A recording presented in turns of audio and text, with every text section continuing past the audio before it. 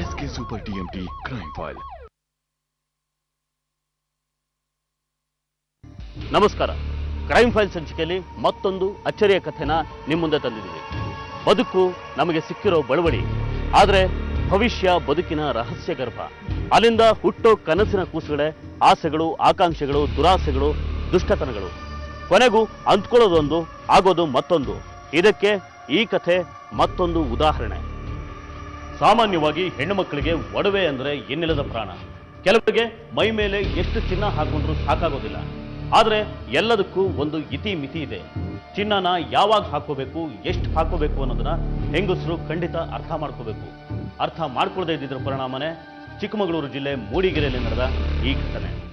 ಶುದ್ಧವಾಗಿರ್ಬೇಕು, ನಮ್ಮ ಮೈ ಶುದ್ಧವಾಗಿರ್ಬೇಕು. Soap, shampoo, cream ಅಂತೆಲ್ಲ ಖರ್ಚು ಮಾಡ್ತೀವಿ. ನಮ್ಮ ದೇಹ ಶುದ್ಧವಾಗಿರ್ಬೇಕು ನಿಜ, ಆದರೆ ಅದಕ್ಕಿಂತ ಮುಖ್ಯವಾದದ್ದು ನಮ್ಮ ಯೋಚನೆ ಶುದ್ಧವಾಗಿರಬೇಕು, ನಮ್ಮ ಕೆಲಸ ಶುದ್ಧವಾಗಿರಬೇಕು, ನಮ್ಮ ಮಾತು ಶುದ್ಧವಾಗಿರಬೇಕು. ಇವೆಲ್ಲ ಶುದ್ಧವಾಗಿರಬೇಕು ಅಂದರೆ ನಮ್ಮ ಮನಸ್ಸು ಶುದ್ಧವಾಗಿರಬೇಕು.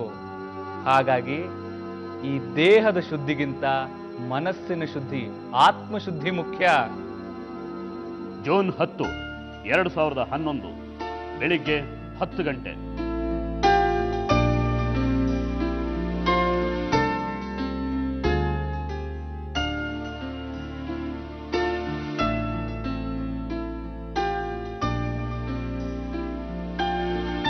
ಮನೇಲೆಲ್ಲ ಸೌಖ್ಯನೇ? ಎಲ್ಲ ತಮ್ಮ ದಯೆ ಸ್ವಾಮೀಜಿ. ನಮ್ದೇನಿದೆ ಶಿವಗಂಗಮ್ಮ, ಎಲ್ಲ ದೇವ್ರ ದಯೆ.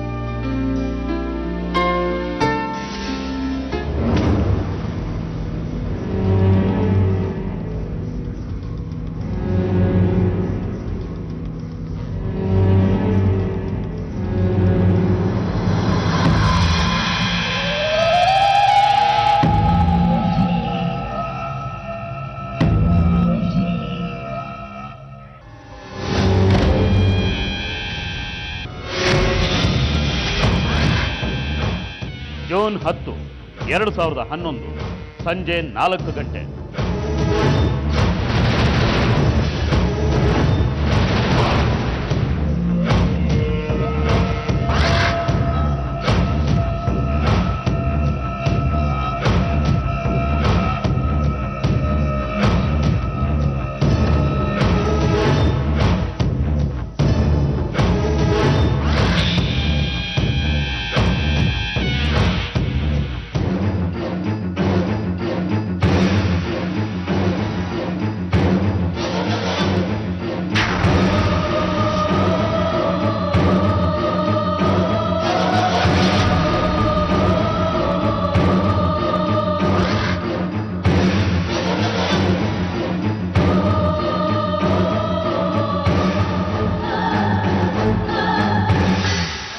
ಶಿವಗಂಗಮ್ಮ ಮೂಡಿಗೆರೆಯ ಮೇಗಲಪೇಟೆಯ ರುದ್ರಯ್ಯ ಅನ್ನೋರ ಪತ್ನಿ. ಇಬ್ರು ಹೆಣ್ಮಕ್ಳು ಹಾಗೂ ಒಬ್ಬ ಗಂಡು ಮಗ ಇದ್ದಾರೆ. ಎಲ್ರಿಗೂ ಮದುವೆ ಆಗಿ ಅನುಕೂಲವಾಗಿದ್ದಾರೆ. ಹೀಗಿದ್ದಾಗ ಶಿವಗಂಗಮ್ಮ ಹೊತ್ತು ಕಳೆಯೋದಕ್ಕೆ ಅಂತ ದೇವರು, ದೇವಸ್ಥಾನ, ಮಠ, ಸ್ವಾಮೀಜಿ ಅಂತ ಹೋಗಿ ಬರ್ತಾ ಇದ್ರು. ಯಾವತ್ತಿನ ಹಾಗೆ ಮೂಡಿಗೆರೆಯ ಮಹಂತಿ ಮಠಕ್ಕೂ ಹೋಗ್ತಾರೆ. ಆದ್ರೆ ಅವ್ರಿಗೆ ತನ್ನನ್ನ ಯಾವುದೋ 2 ಕಣ್ಣುಗಳು ಗಮನಿಸ್ತಾ ಇವೆ ಅನ್ನೋದು ಗೊತ್ತಿರೋದಿಲ್ಲ. ದುರಂತ ಅಂದ್ರೆ ಮಠಕ್ಕೆ ಬಂದು ಸ್ವಾಮೀಜಿಗಳಿಂದ ಆಶೀರ್ವಾದ ಪಡ್ಕೊಂಡು ಹೋದ ಶಿವಗಂಗಮ್ಮ ಮತ್ತೆ ವಾಪಸ್ ಮನೆಗೆ ಹೋಗೋದೇ ಇಲ್ಲ. ಮನೆಯಲ್ಲಿ ಮಗ ಹಾಗೂ ಸೊಸೆ ಆತಂಕದಿಂದ ಕಾಯ್ತಾ ಇರ್ತಾರೆ. ಏನೋ ಅಲ್ಲೂ ಹೋಗಿಲ್ವಂತ? ಛೇ, ಎಲ್ಲೋದ್ರಿ ಇವರು? ಸರಿ, ನಾನು ವಿಚಾರಿಸ್ತೀನಿ. ಅಮ್ಮ ಎಲ್ಲೂ ಒಬ್ಬರೇ ಹೋದವ್ರಲ್ವಲ್ಲ, ಎಲ್ಲೋದ್ರಿ ಇವರು? ಅಲ್ಲ ರೀ, ನಾನು ಎಷ್ಟು ಹೇಳ್ತೀನಿ ಅವರಿಗೆ ಒಬ್ರೊಬ್ಬರೇ ಓಡಾಡಬೇಡಿ ಅಂತ. ನಾನು ಹೇಳಿದರೆ ನೀವಿಬ್ಬರು ಬೇಜಾರು ಮಾಡ್ಕೊಳ್ತೀರಾ. ಈಗ ನೋಡಿ ಏನಾಯ್ತು ಅಂತ. ಸುಮ್ಮನೆ ಇರ್ತೀಯ ನೀನು? ಇಷ್ಟಕ್ಕೆಲ್ಲ ನಾನೇ ಕಾರಣ ಅನ್ನೋ ಥರ ಮಾತಾಡ್ತಾ ಇದೀಯಾ? ನನ್ನ ಟೆನ್ಷನಲ್ಲಿ ನಾನಿದ್ರೆ ನೀನು ಬೇರೆ. ಹಾಗಲ್ಲ ರೀ, ನೀವು ಅವರಿಗೆ ಒಬ್ರೊಬ್ಬರೇ ಓಡಾಡಬೇಡಿ ಅಂತ ಹೇಳಿದರೆ ಈ ಥರ ಎಲ್ಲ ಆಗ್ತಾ ಇತ್ತಾ? ಏನು ನಿನ್ನ ಮಾತಿನ ಅರ್ಥ? ಅಮ್ಮ ಏನು ಊರು ಸುತ್ತಕ್ಕೆ ಹೋಗ್ತಾ ಇದ್ರು? ದೇವಸ್ಥಾನಕ್ಕೋ ಮಠಕ್ಕೋ ಹೋಗ್ತೀನಿ ಅಂದರೆ ನಾನು ಬೇಡ ಅನ್ನೋಕ್ಕಾಗುತ್ತೇನೆ? ಸರಿ, ಒಂದ್ಸಾರಿ ಮಠಕ್ಕೆ ಹೋಗಿ ಸ್ವಾಮೀಜಿನ ಯಾಕೆ ಕೇಳ್ಕೊಂಡು ಬರಬಾರ್ದು ನೀವು? ಅಲ್ಲಿಗೆ ಹೋಗ್ತೀನಿ ಅಂತಾನೆ ಹೋಗಿರೋದು. ಒಂದ್ಸರಿ ಹೋಗಿ ವಿಚಾರಿಸ್ಕೊಂಡು ಬನ್ನಿ.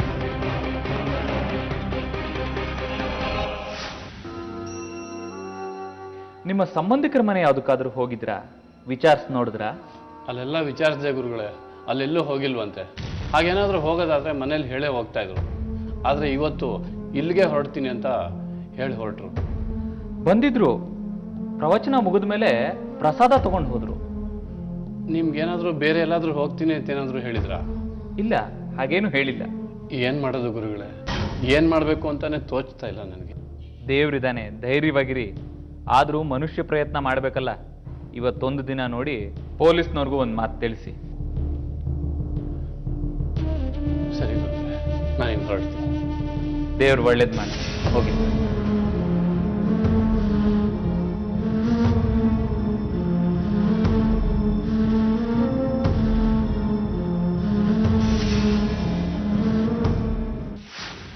ಇವರ ಸರ್, ನನ್ನ ತಾಯಿ ಶಿವಗಂಗಮ್ಮ ಅಂತ. ನೆನ್ನೆ ಮಹಂತಿ ಮಠಕ್ಕೆ ಹೋದವರು ವಾಪಸ್ಸೇ ಬಂದಿಲ್ಲ ಸರ್. ಮಠಕ್ಕೆ ಹೋಗಿದ್ರ ಅಂತ ವಿಚಾರಿಸಿದ್ರಾ? ಹೋಗಿದ್ರಂತೆ ಸರ್. ನಾನು ಸ್ವಾಮೀಜಿಗಳನ್ನ ಕೇಳಿದೆ. ಆರೋಗ್ಯವಾಗಿದ್ರಾ? ತುಂಬ ಚೆನ್ನಾಗಿದ್ರು ಸರ್. ಒಂದು ಮಾತ್ರೇನೂ ತಗೊಂಡೋರಲ್ಲ. ಯಾವಾಗಲೂ ಒಬ್ಬರೇ ಮಠಕ್ಕೆ ದೇವಸ್ಥಾನಕ್ಕೆ ಅಂತ ಹೋಗಿ ಬರ್ತಾ ಇದ್ರು ಸರ್. ನಿನ್ನೆ ಮನೆಯಿಂದ ಹೊರಟಾಗ ಏನೇನು ನಡೀತು ಅಂತ ಸರಿಯಾಗಿ ಜ್ಞಾಪಕ ಮಾಡ್ಕೊಂಡು ಹೇಳಿ.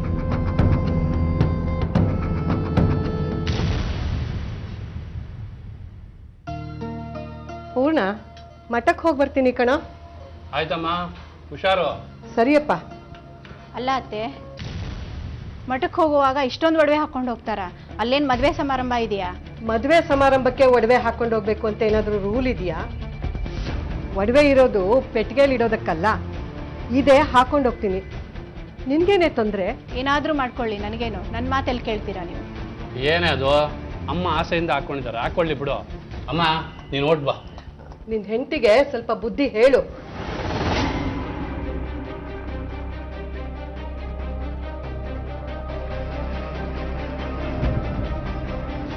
ಅಂದರೆ ಅವತ್ತವರು ತುಂಬ ಒಡವೆ ಹಾಕ್ಕೊಂಡು ಹೊರಟಿದ್ರಾ? ಹೌದು ಸರ್. ನಮ್ಮ ಅಮ್ಮಂಗೆ ಚಿನ್ನ ಅಂದರೆ ತುಂಬ ಆಸೆ. ವಯಸ್ಸಲ್ಲಿದ್ದಾಗ ಬಡತನ ಜಾಸ್ತಿ ಇತ್ತು. ಹಾಗಾಗಿ ಚಿನ್ನ ಅವಾಗ ಹಾಕ್ಕೊಳ್ಳಿಲ್ವಲ್ಲ ಅಂತ ಈಗ ಪಕ್ಕದ ಅಂಗಡಿಗೆ ಹೋಗ್ಬೇಕಾದ್ರೂ ಚಿನ್ನ ಹಾಕ್ಕೊಂಡು ಹೋಗೋರು. ಸರಿ, ಕಂಪ್ಲೇಂಟ್ ಕೊಟ್ಟಿದ್ದೀರಲ್ವಾ, ನಾನು ವಿಚಾರಿಸ್ತೀನಿ. ನೀವಿನ್ನು ಹೊರಡಿ. Thank you.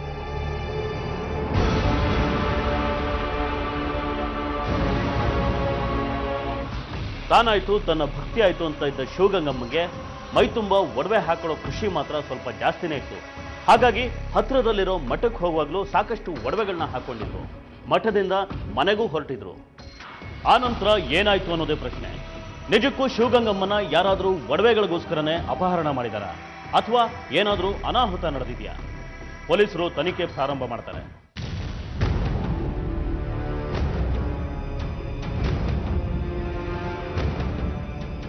ನಮಸ್ತೆ ಸ್ವಾಮೀಜಿ. ನಮಸ್ಕಾರ. ಶಿವಗಂಗಮ್ಮ ಅವ್ರ ಬಗ್ಗೆ ಕೇಳಕ್ಕೆ ಬಂದ್ರೇನೋ? ಅವ್ರ ಮಗ ಬಂದಿದ್ರಂತೆ. ನಾವು ನಮ್ಮ ಫಾರ್ಮಾಲಿಟೀಸ್ ಮಾಡಲೇಬೇಕಲ್ಲ. ಅವ್ರು ಕಾಣೆ ಹೋಗೋ ಮೊದಲು ಆಶ್ರಮಕ್ಕೆ ಬಂದಿದ್ರಂತೆ. ಹೌದು. ನೋಡಿ, ನೀವು ಕಾನೂನು ಪಾಲನೆ ಮಾಡೋರು. ಅರ್ಧರಾತ್ರಿಲಿ ಬಂದು ಕೇಳಿದ್ರು ನಮ್ಮ ಕೈಲಾದ ಸಹಾಯ ನಾವು ಮಾಡ್ತೀವಿ. Thank you Swamiji. ನಿಮ್ಮಲ್ಲಿ ಇನ್ನೂ ಯಾರ್ಯಾರಿದ್ದಾರೆ? ಅವ್ರು ಹೊರಗಡೆ ಹೋದಾಗ ಅವ್ರ ಜೊತೆ ಯಾರಾದರೂ ಹೋದ್ರಾ? ಇಲ್ಲಿರೋ ನಮ್ಮ ಭಕ್ತಾದಿಗಳು ಇವರು ಖಾಯಂ ಆಗಿರ್ತಾರೆ. ಇನ್ನು ಕೆಲವರು ಬರ್ತಾ ಇರ್ತಾರೆ, ಹೋಗ್ತಾ ಇರ್ತಾರೆ ಅಷ್ಟೇ. ಶಿವಗಂಗಮ್ಮ ಅವ್ರು ಹೋಗುವಾಗ ನೀವು ಯಾರಾದರೂ ನೋಡಿದ್ರಾ? ರಸ್ತೆ ತನಕ ಹೋಗಿದ್ದು ನೋಡಿದೆ ಸ್ವಾಮಿ. ಜೊತೆಲ್ಲ ಇರಲಿಲ್ಲ, ಒಬ್ಬರೇ ಹೋದ್ರು. ಎಷ್ಟೊತ್ತಿಗೆ? ಬೆಳಿಗ್ಗೆ ಹೊತ್ತು ಸುಮಾರು 10 ಗಂಟೆ ಇರ್ಬೋದು ಸರ್.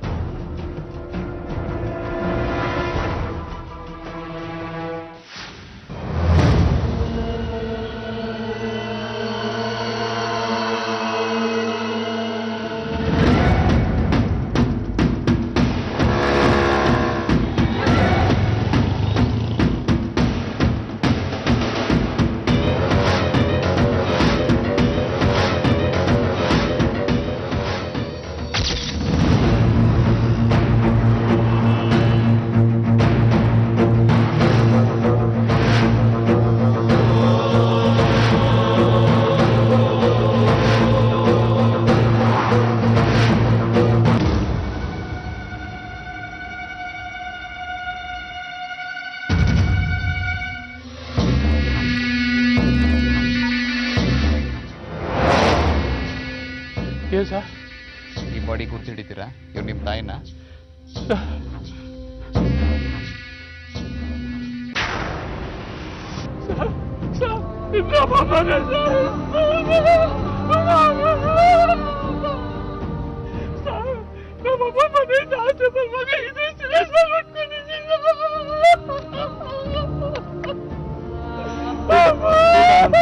Cool down.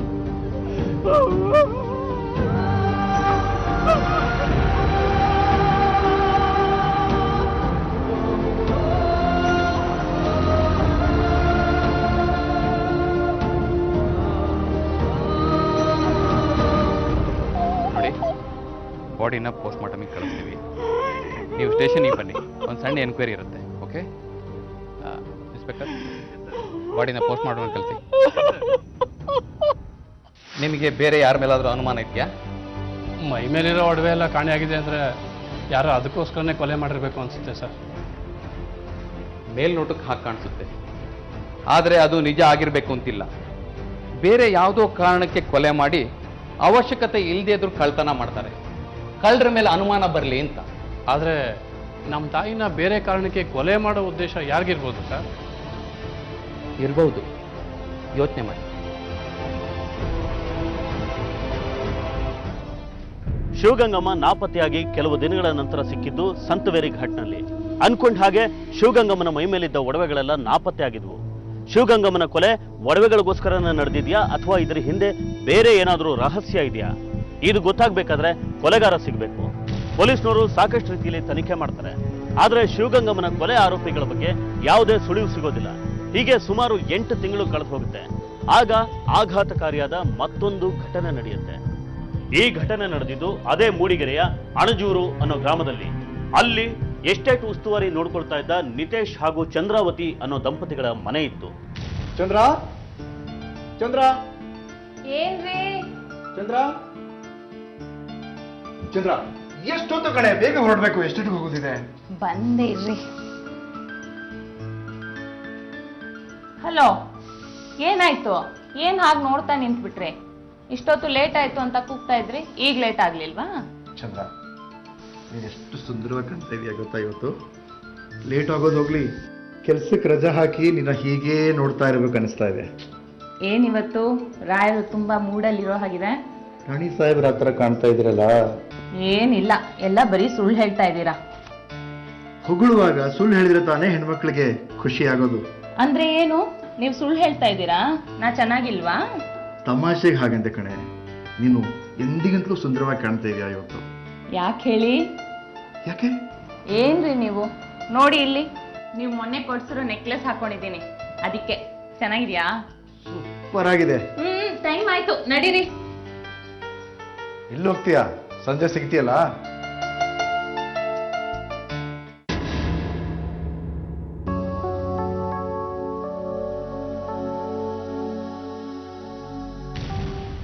ಬನ್ನಿ, ಒಂದ್ 2 ನಿಮಿಷ ಗುರುಗಳ ಹತ್ರ ಆಶೀರ್ವಾದ ತಗೊಂಡು ತುಂಬಾ ಅರ್ಜೆಂಟ್ ಕೆಲಸ ಇದೆ ಕಣೆ. ಇನ್ನೊಂದ್ಸರಿ ಬರ್ತೀನಿ ಪ್ಲೀಸ್. ಓಕೆನಾ? ಆಯ್ತು, ಸಂಜೆ ಬೇಗ ಬಂದ್ಬಿಡಿ. ಶೋರ್, ಬರ್ತೀನಿ. ಬಾಯ್.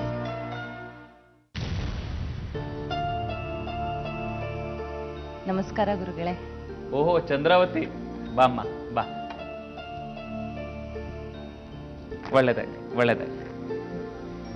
ಯಜಮಾನ್ರು ಹೇಗಿದ್ದಾರೆ? ಏನು ಮಠದ ಕಡೆ ಬರಲೇ ಇಲ್ಲ? ಕೆಲಸ ಸ್ವಲ್ಪ ಜಾಸ್ತಿ ಗುರುಗಳೇ. ಮನೆಗೂ ಒಂದೊಂದ್ ದಿನ ತಡವಾಗೇ ಬರ್ತಾರೆ. ಬರ್ಲಿ ಬರ್ಲಿ, ನಿಧಾನವಾಗಿ ಬರ್ಲಿ. ಮೊದಲು ಕೆಲಸ, ಕಾಯಕವೇ ಕೈಲಾಸ ಅಂತ ಬಸವಣ್ಣವರೇ ಹೇಳಿಲ್ವೇ?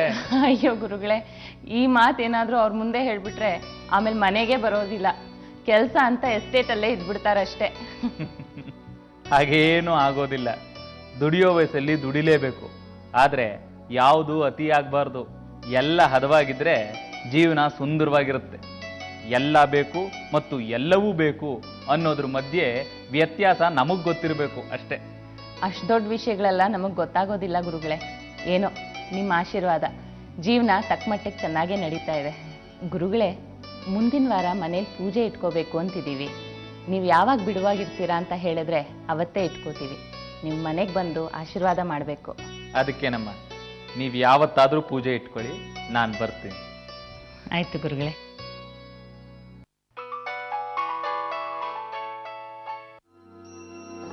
ನಮಸ್ಕಾರ ಗುರುಗಳೇ. ತಾವು ಫೋನ್ ಮಾಡಿಬಿಟ್ಟಿದ್ದೀರಾ, ನನ್ನ ಭಾಗ್ಯ. ಚೆನ್ನಾಗಿದೆಯಮ್ಮ ಚಂದ್ರಾವತಿ? ಚೆನ್ನಾಗಿದ್ದೀನಿ. ಏನು ವಿಷಯ? ನಾಳೆ ನಮ್ಮ ಮಠದಲ್ಲಿ ಒಂದು ಪೂಜೆನ ಇಟ್ಕೊಂಡಿದ್ವಿ. ನೀನು ನಿಮ್ಮ ಯಜಮಾನರು ಬಂದಿದ್ರೆ ನಮ್ಮ ಮನಸ್ಗೂ ಸಂತೋಷ ಆಗೋದು. ಯಜಮಾನ್ರು ಬರ್ತಾರೋ ಇಲ್ವೋ ಗೊತ್ತಿಲ್ಲ, ಆದರೆ ನಾನಂತೂ ಖಂಡಿತ ಬರ್ತೀನಿ. ಸರಿಮ್ಮ. ಆಯ್ತು ಗುರುಗಳೇ.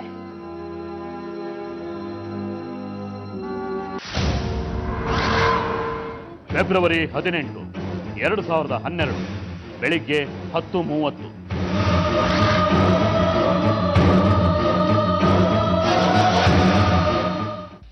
ವಿಚಿತ್ರ ಅಂದ್ರೆ ಆವತ್ತೇ ಕೊನೆ. ಚಂದ್ರಾವತಿ ಮತ್ತೆ ಮನೆಗೆ ವಾಪಸ್ ಬರೋದಿಲ್ಲ. ಪೂಜೆಗೆ ಅಂತ ಹೋದ ಚಂದ್ರಾವತಿ ಹೋಗಿದ್ದಲ್ಲಿಗೆ. ಹೋದ ನಂತರ ಏನಾಯ್ತು? ಸ್ವಾಮೀಜಿಯ ಭಕ್ತರನ್ನೇ ಗುರಿಯಾಗಿಟ್ಕೊಂಡು ಕಾರ್ಯಾಚರಣೆ ಮಾಡ್ತಿರೋ ಆ ನಿಗೂಢ ಹಂತಕರ ಗುಂಪು ಯಾವುದು? ಚಂದ್ರಾವತಿನೂ ಅದೇ ಗುಂಪಿಗೆ ಬಲಿಯಾಗಿರೋ ಸಾಧ್ಯತೆ ಇದೆಯಾ? ಈ ಎಲ್ಲಾ ಪ್ರಶ್ನೆಗಳು ಒಂದೊಂದಾಗಿ ಬೆಳೆಯುತ್ತಾ ಹೋಗುತ್ತೆ. ಯಾವುದಕ್ಕೂ ಉತ್ತರ ಇಲ್ಲ. ಆದ್ರೆ ಆತಂಕ ಮಾತ್ರ ಕಡಿಮೆ ಆಗೋದಿಲ್ಲ. ನೋಡಿ, ಒಬ್ಬ ಮಹಿಳೆ ಇಲ್ಲಿ ಕಿಡ್ನಾಪ್ ಆಗ್ತಾ ಇರೋದು ಇದು 2ನೇ ಪ್ರಕರಣ. ನೀವು ವಿವರವಾಗಿ ಹೇಳಿದ್ರೆ ನಮಗೆ ಸಹಾಯ ಆಗುತ್ತೆ. ನೋಡಿ ಸರ್, ನನಗೆ ಗೊತ್ತಿರೋ ವಿಷಯವನ್ನೆಲ್ಲ ಕಂಪ್ಲೇಂಟಲ್ಲಿ ಬರೆದು ಕೊಟ್ಟಿದ್ದೀನಿ. ಮಠದಲ್ಲಿ ಏನೋ ಪೂಜೆ ಇದೆ ಅಂತ ಹೋದವಳು ಮತ್ತೆ ಬರಲೇ ಇಲ್ಲ. ಹೋಗ್ಬೇಕಾದ್ರೆ ಒಡವೆಗಳನ್ನೆಲ್ಲ ಜಾಸ್ತಿ ಹಾಕೊಂಡು ಹೋಗಿದ್ರೆ? ಹೌದು ಸರ್, ನೆಕ್ಲೆಸ್ ಜೊತೆಗೆ ಸರಗಳು, ಮಾಂಗಲ್ಯ ಎಲ್ಲ ಇತ್ತು ಸರ್. ಬಳೆ, ಓಲೆಗಳು ಎಲ್ಲ ಹಾಕೊಂಡಿದ್ಲು. ನೋಡಿ, ಹೋದ್ ಸರ್ತಿನೂ ಒಡವೆಗಳಿಗೋಸ್ಕರನೇ ಕಿಡ್ನಾಪ್ ಮಾಡಿದ್ರು, ಕೊಂದು ಬಿಟ್ಟಿದ್ರು. ಮಠಕ್ಕೆ ಹೋಗಿ ಬರೋರ್ನ ಯಾರೋ ಗಮನಿಸ್ತಾ ಇದ್ದಾರೆ ಅನ್ಸುತ್ತೆ. ನಿಮ್ಮ ಹೆಂಡತಿ ಹತ್ರ ಮೊಬೈಲ್ ಏನಾದ್ರು ಇತ್ತಾ? ಹಾ ಸರ್, ಸ್ವಿಚ್ ಆಫ್ ಬರ್ತಾ ಇದೆ. ಅವಳು ಎಂದೂ ಮೊಬೈಲ್ ಸ್ವಿಚ್ ಆಫ್ ಮಾಡಿದವಳಲ್ಲ ಸರ್. ಅದಲ್ಲದೆ ನಮಗೆ ಹೇಳ್ದೆ ಕೇಳದೆ ಮನೆ ಬಿಟ್ಟು ಎಂದೂ ಹೊರಗಡೆ ಹೋದವಳಲ್ಲ ಸರ್. ನನಗೆ ಯಾಕೋ ತುಂಬಾ ಭಯ ಆಗ್ತಾ ಇದೆ ಸರ್. ಯೋಚನೆ ಮಾಡಬೇಡಿ, ಕಾನೂನಿನ ಕೈಯಿಂದ ಯಾರು ಅಷ್ಟು ಸುಲಭವಾಗಿ ತಪ್ಪಿಸ್ಕೊಳ್ಳೋಕೆ ಸಾಧ್ಯ ಇಲ್ಲ. ಸರ್, ಇದು ಚಂದ್ರಾವತಿಯವರ ಮೊಬೈಲ್ ಕಾಲ್ ಡೀಟೇಲ್ಸ್. ಅವ್ರು ಕೊನೆಯದಾಗಿ ಸ್ವಾಮೀಜಿ ಕಾಲ್ ಮಾಡಿದ್ರು. ಚಂದ್ರಾವತಿಯವರು ಮಠಕ್ಕೆ ಹೊರಟಿದ್ದಾರೆ. ಸ್ವಾಮೀಜಿಯವರು ಅವ್ರಿಗೆ ಎಷ್ಟೊತ್ತಿಗೆ ಫೋನ್ ಮಾಡಿದ್ರು? ಸರ್, ಬೆಳಗ್ಗೆ ಸುಮಾರು 9 ಗಂಟೆಗೆ ಕಾಲ್ ಮಾಡಿದ್ರು ಸರ್. ಅದಾದಮೇಲೆ 10 ಗಂಟೆ ಹೊತ್ತಿಗೆ ಅವ್ರ ಮೊಬೈಲ್ ಸ್ವಿಚ್ ಆಫ್ ಆಗಿದೆ. ಅದಾದಮೇಲೆ ಅವ್ರ ಮನೆ ಏರಿಯಾ ಹತ್ರ ಇರೋ ನೆಟ್ವರ್ಕಲ್ಲೇ ಅವ್ರ ಮೊಬೈಲ್ ಸ್ವಿಚ್ ಆನ್ ಆಗಿದೆ ಸರ್. ಚಂದ್ರಾವತಿ ಮಠಕ್ಕೆ ಹೋಗೋ ಮೊದಲೇ ಕಿಡ್ನಾಪ್ ಆಗಿರಬೇಕು. ಅವರು ಒಡವೆಗಳನ್ನೆಲ್ಲ ಹಾಕೊಂಡು ಮಠಕ್ಕೆ ಹೋಗ್ತಾರೆ ಅಂತ ಬೇರೆ ಯಾರಿಗೂ ಗೊತ್ತಿದೆ ಅಂತ ಕಾಣುತ್ತೆ. ಅವರೇ ಈ ಕೆಲಸ ಮಾಡಿರಬೇಕು. ಹಾಂ ಸರ್, ಆ ಚಾನ್ಸಸ್ ತುಂಬಾ ಇದೆ. ನಮ್ಮ ಮನಸ್ಸಿಗೆ ತುಂಬ ನೋವಾಗ್ತಾ ಇದೆ. ನಮ್ಮ ಮಠಕ್ಕೆ ಬರೋ ಭಕ್ತಾದಿಗಳಿಗೆ ಹೀಗಾಗ್ತಿದೆ ಅಂದರೆ ನಮ್ಮ ಮನಸ್ಸಿಗೆ ತುಂಬ ಖೇದ ಆಗ್ತಿದೆ. ಯಾರು ಹೀಗೆಲ್ಲ ಮಾಡ್ತಿರೋದು ಅಂತ ನಿಮಗೆ ಗೊತ್ತಾಗ್ತಾ ಇಲ್ವಾ? ನಾವು ಸಾಕಷ್ಟು ಪ್ರಯತ್ನ ಪಟ್ವಿ, ಆದರೆ ಯಾವ ಸುಳಿವು ಸಿಗ್ತಾನೆ ಇಲ್ಲ. 8 ತಿಂಗಳ ಹಿಂದೆ ಕೊಲೆಯಾದ ಶಿವಗಂಗಮ್ಮನ ಕೇಸ್ ಇದೆಯಲ್ಲ, ಆ ಕೇಸಿಗೂ ಈ ಕೇಸಿಗೂ ಏನೋ ಸಂಬಂಧ ಇದೆ ಅಂತ ನಮಗೆ ಅನುಮಾನ ಬರ್ತಾ ಇದೆ. ಆದರೆ ಯಾವ ಸುಳಿವು ಸಿಗ್ತಾನೆ ಇಲ್ಲ. ಅವತ್ತು ಚಂದ್ರಾವತಿ ನಿಮಗೆ ಫೋನ್ ಮಾಡಿದ್ರಲ್ಲ, ಏನು ಹೇಳಿದ್ರು ಅವಾಗ? ನಮ್ಮ ಮಠದ ಒಂದು ಪೂಜೆಗೆ ನಾನೇ ಅವ್ರನ್ನ ಕರೆದಿದ್ದೆ. ಅವರು ಬೆಳಿಗ್ಗೆ ಫೋನ್ ಮಾಡಿ ನಾನೀಗ ಹೊರಡ್ತಾ ಇದ್ದೀನಿ ಅಂತ ಹೇಳಿದರು ಅಷ್ಟೇ.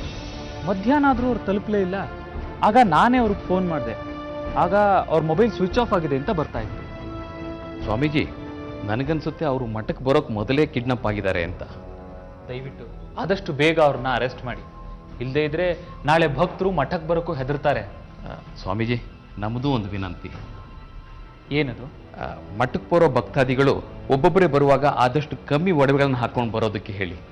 ನಾವು ಆದಷ್ಟು ಪ್ರಚಾರ ಕೊಡ್ತೀವಿ, ಆದರೆ ಜನ ನಮ್ಮ ಮಾತು ಕೇಳಲ್ಲ. ಪೊಲೀಸರ ನೆನಪು ಜನಕ್ಕಾಗೋದು ಅವ್ರಿಗೆ ತೊಂದರೆ ಬಂದಾಗ ಮಾತ್ರ. ಆಯ್ತು, ನಾನು ಅವ್ರಿಗೆ ಕೇಳ್ತೀನಿ. ಸರಿ ಸ್ವಾಮೀಜಿ, ನಾವೇನು ಬರ್ತೀವಿ. ಬನ್ರಿ.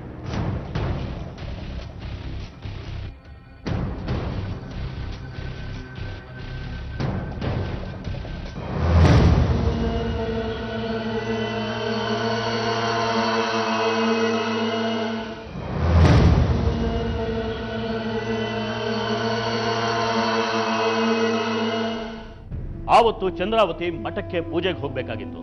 ಮನೆಯಿಂದ ಹೊರಟಿದ್ದು ಆಗಿತ್ತು.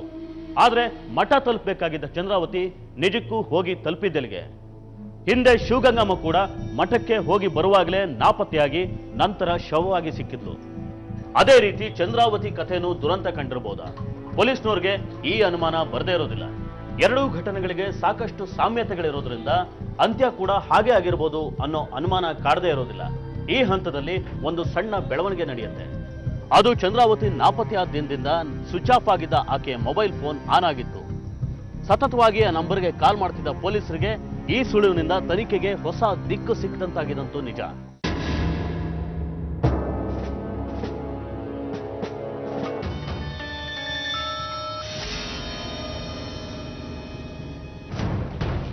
ಸರ್, ಚಂದ್ರಾವತಿ ಅವ್ರ ನಂಬರು ನಿನ್ನೆಯಿಂದ ಸ್ವಿಚ್ ಆಫ್ ಆಗಿತ್ತು. ಇವಾಗ ಕಾಲ್ ಮಾಡಿದ್ರೆ ಆನ್ ಆಗಿದೆ, ಆದರೆ ಯಾರು ಪಿಕ್ ಮಾಡ್ತಾ ಇಲ್ಲ, ಕಟ್ ಮಾಡ್ತಾ ಇದ್ದಾರೆ. ಏನಂತ ಗೊತ್ತಾಗ್ತಿಲ್ಲ ಸರ್. ಸರಿ, ಮತ್ತೆ ಸ್ವಿಚ್ ಆಫ್ ಆಗೋ ಮೊದಲು ಆ ಮೊಬೈಲ್ ಎಲ್ಲಿದೆ ಅಂತ ಚೆಕ್ ಮಾಡಿ. Yes sir. ಸರ್ ಆ ಮೊಬೈಲ್ ಟವರ್ ಲೊಕೇಶನ್ ಇದೇನೆ ಸರ್. ಆದ್ರೆ ಕಾಲ್ ಮಾಡಿದ್ರೆ ಕಟ್ ಮಾಡ್ತಾ ಇದಾರಲ್ರಿ, ಯಾರ ಹತ್ರ ಇರ್ಬೋದು? ಆ ಚಂದ್ರವತಿ ಕೈಯಲ್ಲೇ ಇರ್ಬೋದು ಸರ್. ಆದ್ರೆ ಪಾಪ ಅವ್ರು ಮಾತಾಡೋ ಪರಿಸ್ಥಿತಿಯಲ್ಲಿ ಇಲ್ಲ ಅಂತ ಕಾಣಿಸುತ್ತೆ. ಇದ್ರೂ ಇರ್ಬೋದು. ಆ ನಂಬರ್ಗೆ ಇನ್ನೊಂದ್ಸತಿ ಕಾಲ್ ಮಾಡಿ. Okay sir.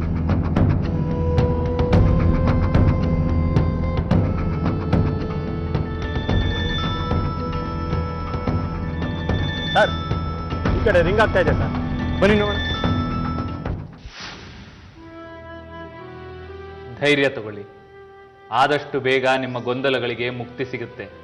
ಅಂದರೆ ನನ್ನ ಹೆಂಡತಿ ಮತ್ತೆ ಸಿಗ್ತಾಳ ಗುರುಗಳೇ? ಸಿಗ್ತಾರೆ ಅಂದ್ರೆ ಏನು? ಸಿಗ್ತಾರೆ ಅನ್ನೋದೇ ಒಂದು ಭ್ರಮೆ. ಯಾರು ಯಾರಿಗೂ ಸಿಗೋದೂ ಇಲ್ಲ, ಯಾರು ಯಾರನ್ನು ಕಳ್ಕೊಳ್ಳೋದೂ ಇಲ್ಲ. ಈ ಮನುಷ್ಯ ಬಂಧನ ಅನ್ನೋದೇ ಒಂದು ಭ್ರಮೆ. ಹಾಗಾಗಿ ಈ ಭ್ರಮೆ ಕಳಚಿದಾಗ ನಾವು ವಾಸ್ತವನ ಅರ್ಥ ಮಾಡ್ಕೊಳ್ಬೇಕೇ ಹೊರತು ದುಃಖ ಪಡಬಾರ್ದು. ನೀವೇನು ಹೇಳ್ತಾ ಇದ್ದೀರ ನನಗೊಂದು ಅರ್ಥ ಆಗ್ತಾ ಇಲ್ಲ ಗುರುಗಳೇ. ಯಾಕೋ ನಿಮ್ಮ ಮಾತಿನಿಂದ ನನ್ನ ಭಯ ಇನ್ನೂ ಹೆಚ್ಚೇ ಆಗ್ತಾ ಇದೆ. ನನ್ನ ಹೆಂಡತಿ ಮತ್ತೆ ವಾಪಸ್ ಬರ್ತಾಳಲ್ಲ ಗುರುಗಳೇ?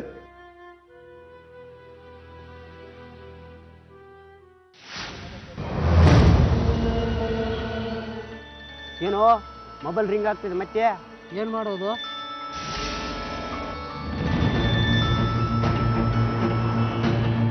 ಹೇಯ್, ಯಾರೋ ನೀವೆಲ್ಲ? ಈ ಮೊಬೈಲ್ ಎಲ್ಲರೂ ಸಿಕ್ತು? ಯಾರೋ ಕೊಟ್ರು ನಿಮ್ಗೆ? ಯಾರು ಕೊಟ್ಟಿಲ್ಲ ಸರ್, ಅಲ್ಲಿ ಸಿಕ್ತು. ಎಲ್ಲಿ ಸಿಕ್ತು? ನಡಿ ತೋರ್ಸ್ ನಡಿ.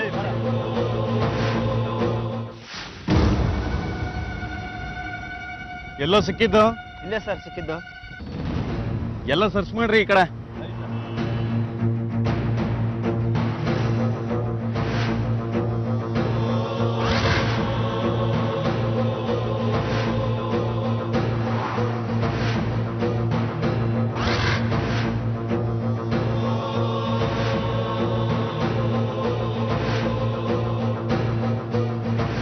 ಸರ್ ಇಲ್ಲ ನೋಡಿ ಸರ್.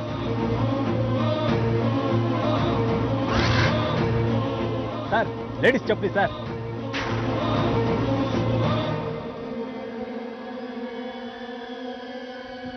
ಇಲ್ಲೇ ಏನೋ ನಡೆದೇ ರೀ.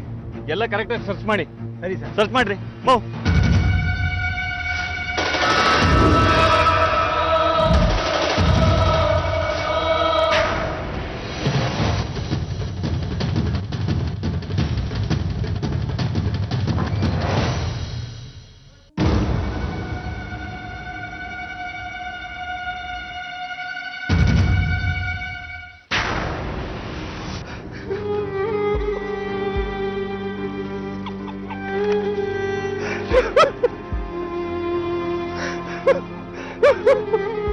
ಸಮಾಧಾನ ಮಾಡ್ಕೊಳ್ಳಿ.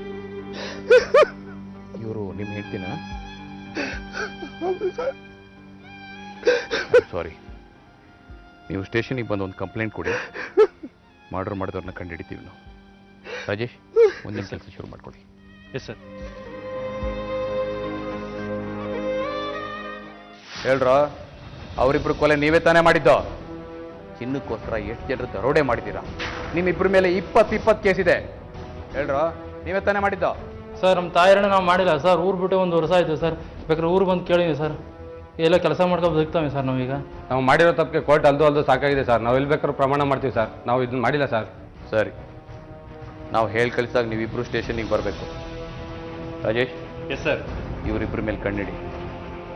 ಕಳಿಸಿ ಅವರು. Yes sir.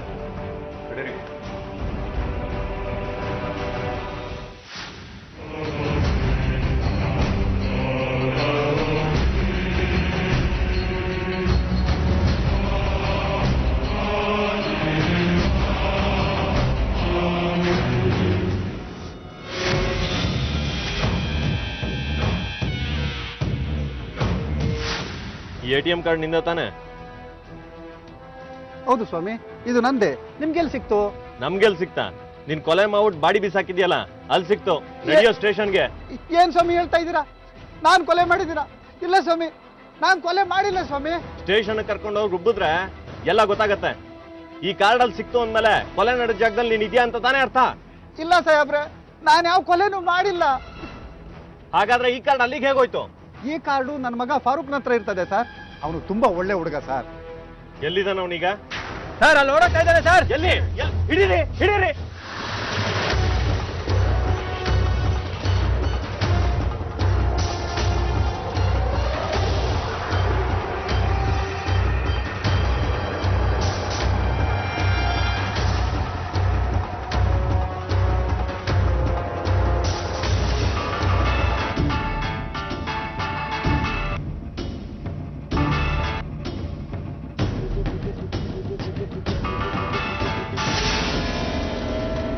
ಪೊಲೀಸರಿಗೆ ನಮ್ಮ ವಿಷಯ ಗೊತ್ತಿದ್ದ ನಾನು ಹಿಂದೆ ಬಿದ್ದಿದ್ದಾರೆ ನಾನೇನು ಮಾಡಲಿ ಇವಾಗ?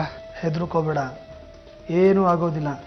ಸಿಕ್ಬಿದ್ರು ಯಾವುದೇ ಕಾರಣಕ್ಕೂ ನಮ್ಮ ಹೆಸರು ಹೊರಗಡೆ ಬರಬಾರ್ದು. ಹುಷಾರ್.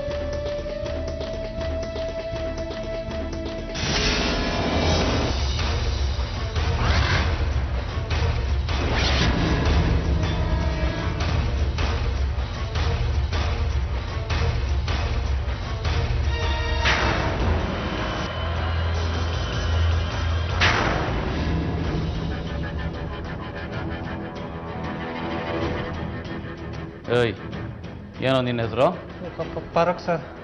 ಸತ್ಯ ಹೇಳ್ತೀಯಾ ಇಲ್ಲ ಪೂಜೆ ಮಾಡ್ಬೇಕಾ ಮತ್ತೆ? ಹೇಳ್ತೀನಿ ಸರ್, ಹೇಳ್ತೀನಿ ಸರ್.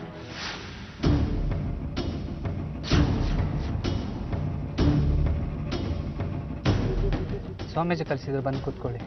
ಓ ಹೌದಾ, ಆಯ್ತು.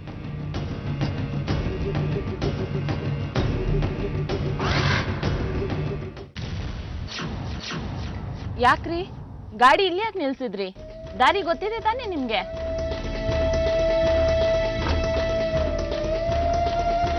ಗೊತ್ತು ಮೇಡಮ್, ನಿಮ್ನೆಲ್ಲ ಕಳಿಸ್ಬೇಕು ಅಂತಾನೂ ಗೊತ್ತು. ಏನ್ ಹೇಳ್ತಾ ಇದ್ದೀರಾ?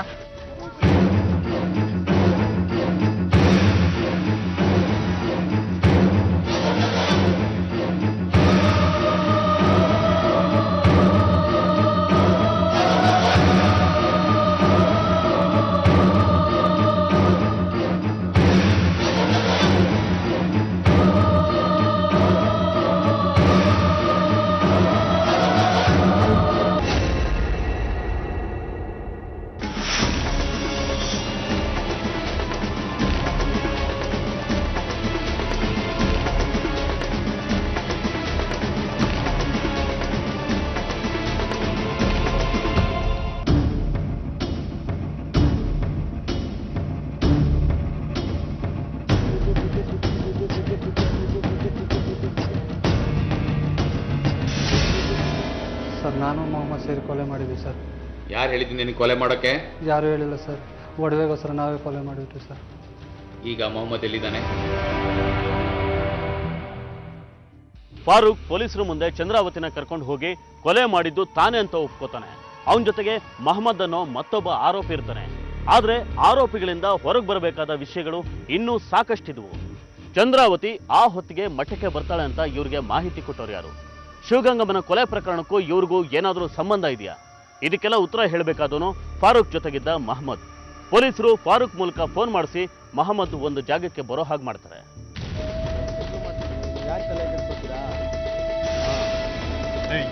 ಏನೋ ಡೀಲು? ಏನೋ ಅದು ಸೆಟ್ಲ್ಮೆಂಟು? ಯಾರು ಸೆಟ್ಲ್ ಮಾಡಬೇಕು? ಏನಿಲ್ಲ ಸರ್. ನಡಿ ಸ್ಟೇಷನ್ಗೆ. ಸರ್ ಯಾಕೆ ಸರ್? ನಡಿಯೋ ಸ್ಟೇಷನ್ಗೆ. ನಾನೇನ್ ಮಾಡಿದೆ ಹೇಳಿ? ಫಾರೂಕ್ ನೀನೇನ್ ಮಾಡಿದ್ಯಾ ಏನ್ ಮಾಡಿಲ್ಲ ಎಲ್ಲ ಹೇಳಿದಾನೆ. ನಡಿ ಸ್ಟೇಷನ್ಗೆ. ಸರ್ ಏನಿಲ್ಲ ಬಿಡಿ ಸರ್, ನನ್ನ ಮಾತು ಕೇಳಿ ಸರ್. ನನ್ನ ಮಾತು ಕೇಳಿ ಸರ್. ಸರ್ ನೋವಾಗುತ್ತೆ ಸರ್, ಹೊಡಿಬೇಡಿ ಸರ್. ಕೊಲೆ ಮಾಡುವಾಗ ಅವ್ರಿಗೆ ನೋವಾಗುತ್ತೆ ಅಂತ ನಿನಗೆ ಗೊತ್ತಾಗ್ಲಿಲ್ಲಲ್ವಾ? ಫಾರೂಕ್ ನನಗೆಲ್ಲ ಹೇಳಿದಾನೆ. ಶಿವಗಂಗಮ್ಮನ್ನ ಎಲ್ಲಿ ಹೇಗೆ ಸಾಯಿಸಿದ್ರಿ ಅಂತ ಹೇಳೋ. ಸರ್ ನಿಜವಾಗ್ಲೂ ನಂಗೇನು ಗೊತ್ತಿಲ್ಲ ಸರ್. ಮತ್ತೆ ಸುಳ್ಳು ಹೇಳ್ತೀಯಾ? ಸತ್ಯ ಹೇಳಿಲ್ಲ ಅಂದ್ರೆ ನಿನ್ನ ಶೂಟ್ ಮಾಡ್ಬಿಡ್ತೀನಿ. ಸರ್ ಅದೆಲ್ಲ ಲತೀಫ್ ಗೊತ್ತು ಸರ್, ನಂಗೇನು ಗೊತ್ತಿಲ್ಲ ಸರ್. ಯಾರು ಆ ಲತೀಫು? ಅವ್ನು ನಮ್ಮ ಜೊತೆನೇ ಇದ್ದ ಸರ್. ಅವನೇ ಸರ್ ಇದೆಲ್ಲ ಪ್ಲಾನ್ ಮಾಡಿದ್ದು. ಎಲ್ಲಿದ್ದಾನ ಅವನು? ಸರ್ ಅವನು ಯಾಕೋ ಭಯ ಆಗ್ತಾ ಇದೆಯಾ? ಎಂತ ಜಾಗದಲ್ಲಿ ನೋಡಿ ಎಂತ ಕೆಲಸ ಮಾಡಿದ್ಯಾ? ಇದೆಲ್ಲ ನಿಂದೆ ಮಾಸ್ಟರ್ ಪ್ಲಾನಾ? ಮಾತಾಡೋ ಸಾಹೇಬ್ರು ಕೇಳ್ತಾ ಇಲ್ವಾ ಅಲ್ಲಿ? ಹೇಳು. ಸರ್ ನಾಚಿಕೆ ಆಗೋದಿಲ್ಲ ನಿನಗೆ? ಸ್ವಾಮೀಜಿಗಳ ಜೊತೆ ಇದ್ಕೊಂಡು ಇಂಥ ಕೆಲಸ ಮಾಡಿದ್ಯಲ್ಲ, ಮಗಳು ಅದ್ ಏನ್ ಗನಂದಾರಿ ಕೆಲಸ ಮಾಡಿದ್ಯಾ ಅಂತ.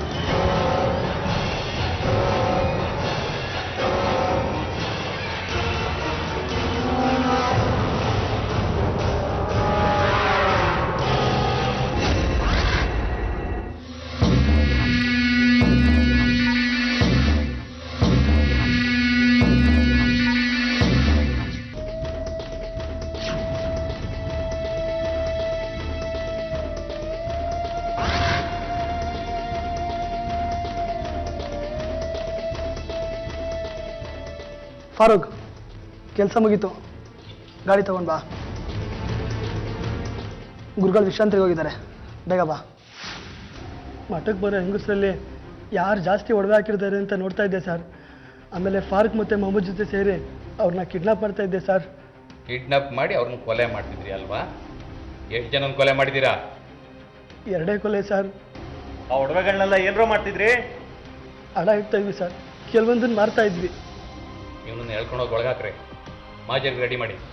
ಹಾಗೂ ಹೀಗೂ 8 ತಿಂಗಳುಗಳ ಕಾಲ ತೀವ್ರ ಕುತೂಹಲ ಕೆರಳಿಸಿದ್ದ ಈ 2 ಕೊಲೆ ಪ್ರಕರಣಕ್ಕೆ ಒಂದು ಅಂತ್ಯ ಸಿಗುತ್ತೆ.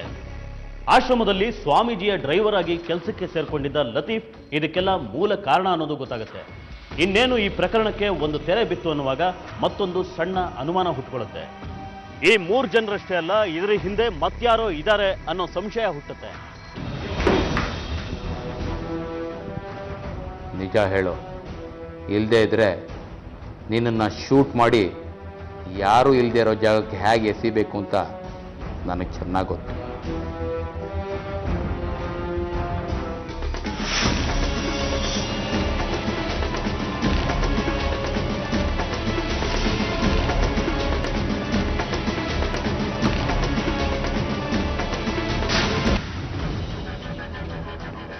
ಏನು ಸ್ಟೇಟ್ಮೆಂಟಿಗೆ ಸೈನ್ ಹಾಕಬೇಕಾಗಿತ್ತಾ? ಇಷ್ಟು ರಾತ್ರಿಲಿ ಯಾಕೆ ಬರೋಕ್ಕೆ ಹೋದ್ರಿ? ಬೆಳಿಗ್ಗೆನೇ ಬರಬಹುದಾಗಿತ್ತು. ಬೆಳಿಗ್ಗೆನೇ ಬರ್ಬೋದಾಗಿತ್ತು, ಆದರೆ ಅಷ್ಟರಲ್ಲಿ ನೀವು ಎಲ್ಲಿ ಓಡ್ ಹೋಗಿ ಬಿಡ್ತೀರೋ ಅನ್ನೋ ಅನುಮಾನ ಬಂತು. ನಾನು ಓಡ್ ಹೋಗ್ತೀನ? ನಾನು ಯಾಕೆ ಓಡ್ ಹೋಗ್ಲಿ? ನಮಗೆಲ್ಲ ವಿಷಯನೂ ಗೊತ್ತಾಗಿದೆ. ನೀವು ಮುಖವಾಡ ಕಳ್ಸಿ ಮಾತಾಡಿ. ಮುಖವಾಡನ? ಏನು ಹೇಳ್ತಾ ಇದ್ದೀರಾ ನೀವು? ನೋಡಿ, ನೀವು ಕಾವಿನ ಹಾಕ್ಕೊಂಡಿದ್ದೀರಾ. ಈ ಕಾವಿಗೆ ನಾವು ಗೌರವ ಕೊಡಬೇಕು. ಪೊಲೀಸ್ ಸ್ಟೈಲಲ್ಲಿ ಬಾಯಿ ಬಿಡ್ಸೋಕೆ ಹೋದರೆ ಈ ಕಾವಿನ ಕಳ್ಚಿ ಅಪಮಾನ ಮಾಡಬೇಕಾಗತ್ತೆ. ಸತ್ಯ ಹೇಳಿ. ನೋಡಿ ಸ್ವಾಮಿ, ಇಷ್ಟು ದಿವಸ ನಾನು ಈ ಮಠಕ್ಕೆ ಮರ್ಯಾದೆ ಕೊಟ್ಟು ಸುಮ್ಮನಿದ್ದೆ. ನಿಮ್ಗೆ ಯೋಗ್ಯತೆ ಇಲ್ಲ. ಆಮೇಲೆ ಸಾಲ ತಗೊಂಡು ಕಾರ್ ತಗೊಂಡೋದಾಗಿತ್ತು. ಕಾರ್ ಸಾಲ ತಗೊಂಡ್ರಿ, ಜೊತೆಗೆ ಮಠದ ಖರ್ಚಿಗೆ ಬೇಕು ಅಂತೇಳಿ 50,000 ರೂಪಾಯಿ ಬೇರೆ ತಗೊಂಡಿದ್ದೀರಾ. ಅಸಲಿರಲಿ, ಬಡ್ಡಿ ಕೂಡ 1 ನಯಾ ಪೈಸಾ ಕೊಡ್ತಾ ಇಲ್ವಲ್ರಿ. ನಾನು ಎಷ್ಟು ದಿವಸ ಅಂತ ಸುಮ್ಮನಿರಲಿ? ನೋಡಿ, ನಮ್ಮ ಮಠಕ್ಕೆ ಬೇರೆ ಯಾವ ಆದಾಯನೂ ಇಲ್ಲ. ದಯವಿಟ್ಟು ಸ್ವಲ್ಪ ದಿನ ಅವಕಾಶ ಕೊಡಿ. ಆದಾಯ ಇಲ್ಲ ಅಂದ್ರೆ ಈ ಶೋಕಿ ಎಲ್ಲ ಯಾಕೆ ಬೇಕಾಗಿತ್ತು? ಸನ್ಯಾಸಿ ತನ್ನೇ ಇರಬೇಕಾಗಿತ್ತು.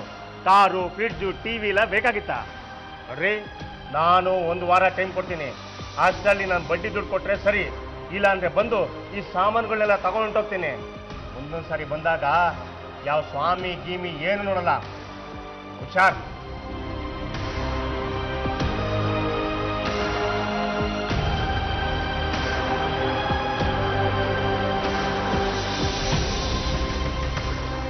ಗುರುಗಳೇ, ಈ ಕಾಲದಲ್ಲಿ ಒಳ್ಳೆತನಕ್ಕೆ ಬೆಲೆ ಇಲ್ಲ.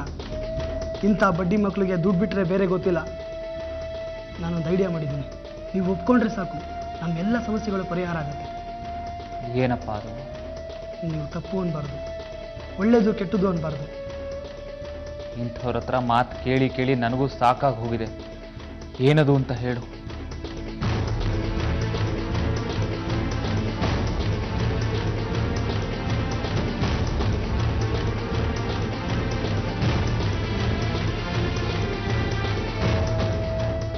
ಇದೆಲ್ಲ ಆಗೋದಾ? ಏನಾದರೂ ಹೆಚ್ಚು ಕಡಿಮೆ ಆಗಿ ಸಿಕ್ಕಾಕೊಂಡ್ರೆ? ನೀವೇನು ಯೋಚನೆ ಮಾಡಬೇಡಿ ಗುರುಗಳೇ, ಸುಮ್ಮನೆ ನನ್ನ ಜೊತೆಗಿರಿ ಸಾಕು. ನನ್ನ ಜೊತೆ ಇನ್ನೂ 2 ಹುಡುಗರಿದ್ದಾರೆ. ಯಾವುದೇ ಕಾರಣಕ್ಕೂ ನಿಮ್ಮ ಹೆಸರು ಹೊರಗಡೆ ಬರೆದಿದ್ದಾಗ ನಾವು ನೋಡ್ಕೋತೀವಿ. ಶಿಕ್ಷೆ ಆದರೂ ಕೂಡ ನಾವು ಅನುಭವಿಸ್ತೀವಿ.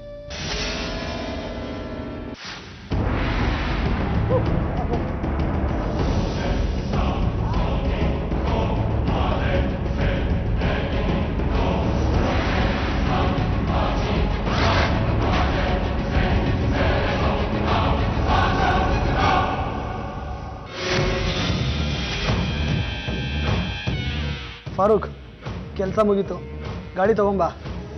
ಗುರುಗಳು ವಿಶ್ರಾಂತಿಗೆ ಹೋಗಿದ್ದಾರೆ, ಬೇಗ ಬಾ.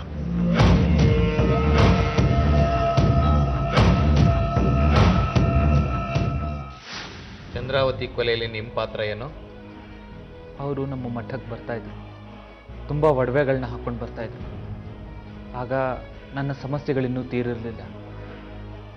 ಲತೀಫು ಅವ್ರ ಬಗ್ಗೆ ಹೇಳಿದಾಗ, ನೀವು ಯಾವಾಗ ಬೇಕಾದರೂ ಪೂಜೆ ಇಟ್ಕೊಳ್ಳಿ, ನಾನು ಬರ್ತೀನಿ.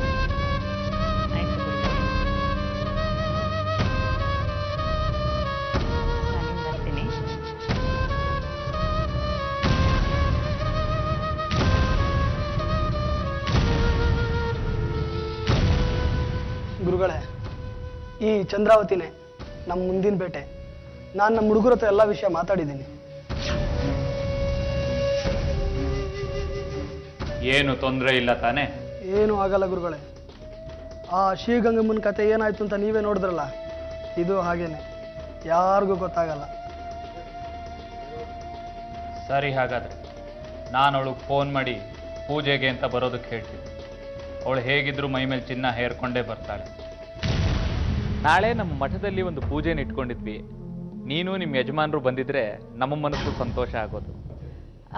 ಯಜಮಾನ್ರು ಬರ್ತಾರೋ ಇಲ್ವೋ ಗೊತ್ತಿಲ್ಲ, ಆದರೆ ನಾನಂತೂ ಖಂಡಿತ ಬರ್ತೀನಿ. ಸರಿಮ್ಮ, ಮಠದ ಹತ್ರ ಬಂದಾಗ ನನಗೆ ಫೋನ್ ಮಾಡಿದ್ರೆ ನಮ್ಮ ಶಿಷ್ಯರಿಗೆ ಹೇಳ್ತೀನಿ, ಅವರು ಗಾಡಿ ತಗೊಂಡು ಬರ್ತಾರೆ. ಆಯ್ತು ಗುರುಗಳೇ.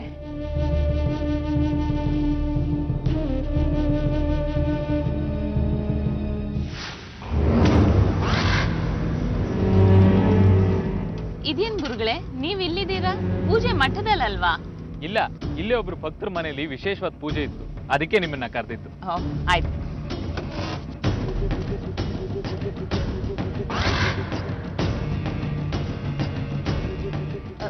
ಇಲ್ಲಿ ಯಾಕೆ ಬಂದ್ವಿ?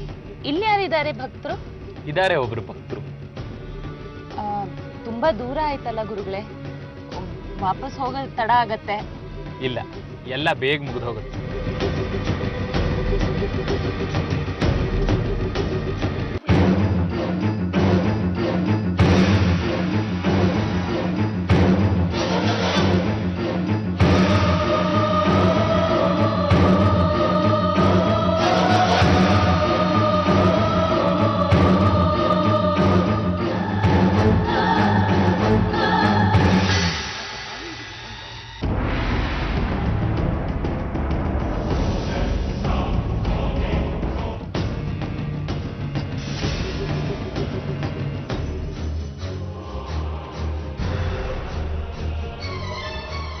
ಲತೀಫ್, ಒಡವೆಗಳನ್ನ ಬೇರೆ ಎಲ್ಲಾದರೂ ಅಡ ಇಡಬೇಕು, ಅಥವಾ ಮಾರಿದ್ರೂ ಆಯಿತು. ನಾನು ಇದನ್ನೆಲ್ಲ ಗುರುಗಳೇ, ನಾನೆಲ್ಲ ನೋಡ್ಕೊತೀನಿ. ಒಡವೆಗಳನ್ನು ಅಡ ಇಟ್ವಿ, ಕೆಲವನ್ನ ಮಾರ್ಕೊಂಡ್ವಿ, ಒಂದು ದುಡ್ಡನ್ನ ಎಲ್ಲರೂ ಹಂಚ್ಕೊಂಡ್ವಿ. ಆ ದುಡ್ಡಲ್ಲಿ ನಾನು ನನ್ನ ಸಾಲ ತೀರಿಸ್ಕೊಂಡೆ. ಸ್ವಾಮೀಜಿಯಾಗಿ ಇಂಥ ಕೆಲಸ ಮಾಡೋಕ್ಕೆ ನಿಮಗೆ ನಾಚಿಕೆ ಆಗಲಿಲ್ವನ್ರಿ? ಜನರು ನಿಮ್ಮನ್ನ ದೇವರು ಅಂತ ನಂಬ್ಕೊಂಡಿರ್ತಾರೆ. ಆದರೆ ನಿಮ್ಮಂಥವ್ರು ಈ ರೀತಿ ಮಾಡೋದ್ರಿಂದ ಕಾವಿಗಿರೋ ಗೌರವನೂ ಹೋಗುತ್ತಲ್ರಿ. ಹೇಳ್ಕೊಂಬನ್ರಿ ಅವ್ರನ್ನ. ಎಂಥ ವಿಚಿತ್ರ ನೋಡಿ, ಸ್ವಾಮೀಜಿಗಳು ಅಂದ್ರೆ ಜನರಲ್ಲಿ ಎಂಥ ಗೌರವ ಭಾವನೆ ಇದೆ. ಆದ್ರೆ ಕೆಲವು ಸ್ವಾಮೀಜಿಗಳು ಮಾಡೋ ಕೆಲಸದಿಂದ ಕಾವಿ ಮೇಲೆ ಅನುಮಾನ ಹುಟ್ಟೋ ಹಾಗಾಗಿದೆ. ಅದೇ ರೀತಿ ಈ ಸ್ವಾಮೀಜಿ ಕೂಡ. ಈತನ ನಿಜವಾದ ಹೆಸರು ಧರಣೇಶ್. ಹುಳಿಯಾರು ಅನ್ನೋ ಊರಲ್ಲಿ 10ನೇ ಕ್ಲಾಸ್ ತನಕ ಓದಿದ ಧರಣೇಶ್ ನಂತರ ಮುಡುಕುತೊರೆ ಹಾಗೂ ಯಡಿಯೂರಿನಲ್ಲಿ ವೇದ ಹಾಗೂ ಜ್ಯೋತಿಷ್ಯ ಕಲಿತಾನೆ. ನಂತರ ಮೂಡಿಗೆರೆಯ ಮಹಂತಿ ಮಠಕ್ಕೆ ಬರ್ತಾನೆ. ಆರಂಭದಲ್ಲಿ ಮದುವೆ ಗೃಹ ಪ್ರವೇಶಗಳಿಗೆ ಹೋಗ್ತಾ ಇದ್ದ ಧರಣೇಶ್ನನ್ನೇ ಮಹಂತಿ ಮಠದ ಸ್ವಾಮೀಜಿಯನ್ನಾಗಿ ಮಾಡ್ತಾರೆ. ಆದರೆ ಧರಣೇಶ್ ಹಣದ ಆಸೆಯಿಂದ ಲತೀಫನ್ ಜೊತೆ ಸೇರಿಕೊಂಡು ಯಾರೂ ಮಾಡಬಾರದ ಕೆಲಸ ಮಾಡ್ತಾನೆ. ಪರಿಣಾಮ 2 ಜೀವಗಳ ಬಲಿ. ಇವರನ್ನ ನಂಬಿ ಬಂದ ಇಬ್ಬರು ಭಕ್ತೆಯರ ಪ್ರಾಣನೇ ಹೋಗುತ್ತೆ. ನೋಡಿದ್ರಲ್ಲ, ಧರ್ಮನ ಕಾಪಾಡ್ತೀನಿ ಅಂತ ಕಾವಿವೇಷ ಹಾಕೊಂಡು ಇಂಥ ನೀಚ ಕೆಲಸ ಮಾಡಿ ಜನರ ಭಾವನೆನ ಹಾಳು ಮಾಡೋ ಇಂಥವ್ರಿಗೆ ತಕ್ಕ ಶಿಕ್ಷೆ ಆಗಬೇಕು. ಹಾಗೆ ಇಂಥ ಕೆಲವರನ್ನೇ ಉದಾಹರಣೆ ಮಾಡಿಕೊಂಡು ಧರ್ಮ, ಸಂಸ್ಕೃತಿ, ನಂಬಿಕೆನ ಅವಹೇಳನ ಮಾಡೋದು ತಪ್ಪು. ವ್ಯಕ್ತಿ ಮಾಡೋ ತಪ್ಪಿಗೆ ವ್ಯವಸ್ಥೆ ಹೊಣೆ ಆಗೋದಿಲ್ಲ. ಹಾಗೆ ಜನಗಳು ಎಚ್ಚರವಾಗಿರಬೇಕು. ಯಾರು ಯಾವ ವೇಷದಲ್ಲಿ ಮೋಸ ಮಾಡ್ತಾರೆ ಅಂತ ಹೇಳೋದು ಸಾಧ್ಯ ಇಲ್ಲ. ಅದೇ ರೀತಿ ಒಡವೆಗಳನ್ನ ಧರಿಸೋದು ತಪ್ಪಲ್ಲ, ಆದರೆ ಅಗತ್ಯಕ್ಕಿಂತ ಹೆಚ್ಚು ಹಾಕೋದಾಗ್ಲಿ, ಅನಗತ್ಯ ಸಂದರ್ಭಗಳಲ್ಲಿ ಹಾಕೋದಾಗ್ಲಿ ಮಾಡಬಾರ್ದು.